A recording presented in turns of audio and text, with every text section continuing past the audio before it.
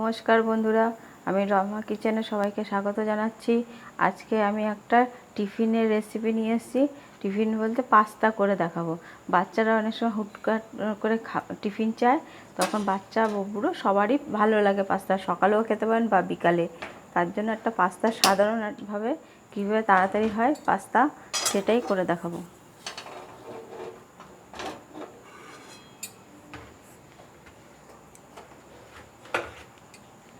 আমি কড়াইটা বসিয়ে দিয়ে গরম করে নিচ্ছি।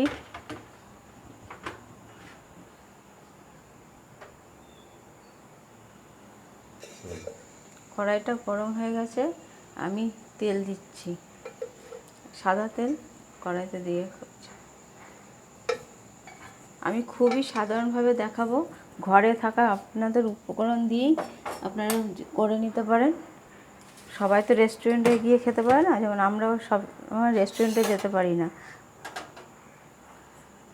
আমরা ঘরেতেই চেষ্টা করি রেস্টুরেন্টের মতো খাবার তৈরি করে খাওয়ার। এই দেখুন, আমি গাজরগুলোকে আমি এইভাবে কেটে নিয়েছি। একটা গাজর, দুটো পেঁয়াজ এইভাবে কেটে নিয়েছি, আর কটা লঙ্কা, 3-4টা লঙ্কা এইভাবে কেটে নিয়েছি। আপনারা যেভাবে খুশি কাটতে পারেন। আমার কাছে ঘরে এই গাজর আর পেঁয়াজ ছিল, তাই দিয়েই করছি। আপনারা চাইলে এর ভিতরে ক্যাপসিকামও দিতে পারেন।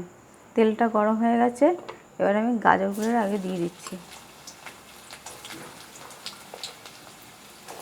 হয়তো আপনারা অনেকে অনেকভাবে করে খান, আমি যেভাবে করছি এইভাবেও একবার করে আপনারা খেয়ে দেখতে পারেন কেমন লাগে।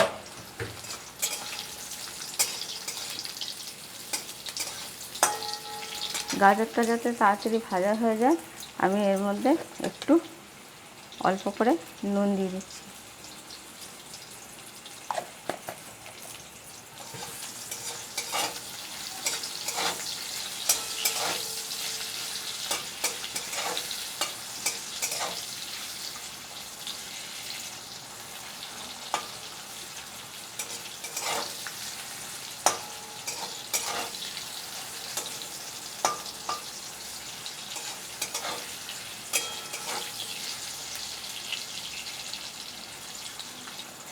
এতে আমি এখন পেঁয়াজ আর লঙ্কাটাও দিয়ে দিচ্ছি।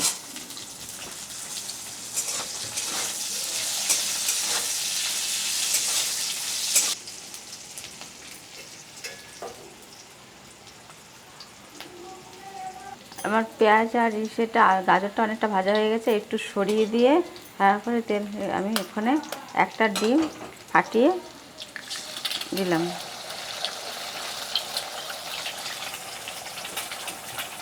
ডিমের উপরে সেলাইয়ে একটু নুন দিয়ে দিচ্ছি।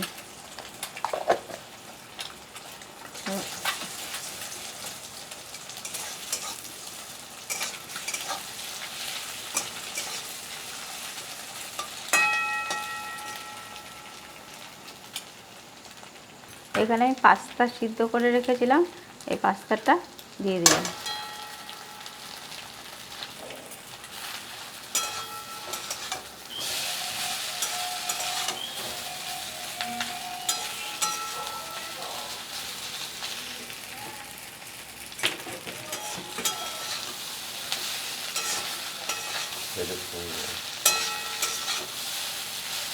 তার মধ্যে আমি এক এক করে সব কিছু দেব, পরপর দেখুন কীভাবে দিচ্ছি। একটু লবণ দিয়ে দিলাম,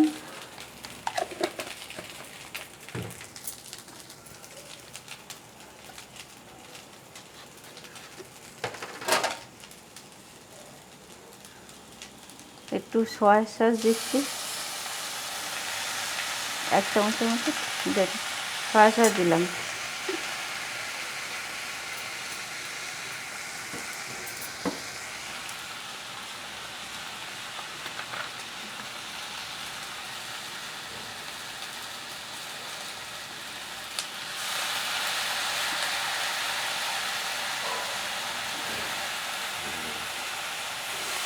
ছোটো 2 চামচের মতো একটু ভিনেগার দিয়ে দিলাম।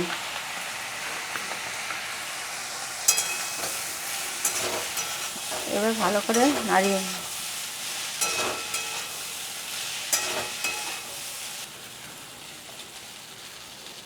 বেশি নেই, একটু চিলি সস দিয়ে দিলাম।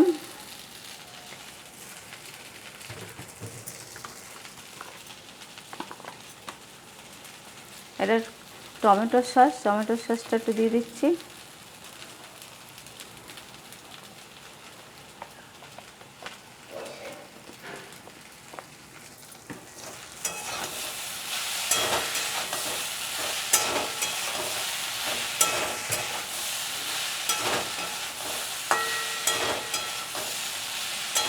আমার পাস্তার রেসিপিটা হয়ে গেছে, আমি সার্ভ করে আপনাদের দেখাচ্ছি।